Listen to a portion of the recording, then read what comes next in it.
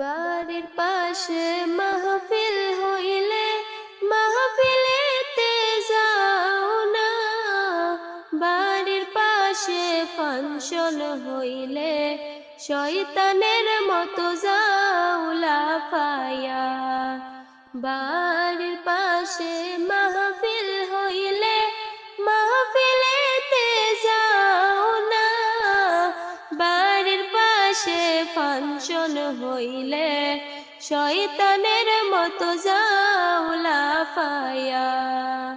মুসলমানের ঘরে জন্ম কেন তোমরা বোঝো না। বেপরদাতে ঘুরলে ফিরলে আল্লাহ পছন্দ যে করে না। নামাজ রোজা বাদ দিয়া করো খালি বাহানা। পরকালে আল্লাহর কাছে কি জবাব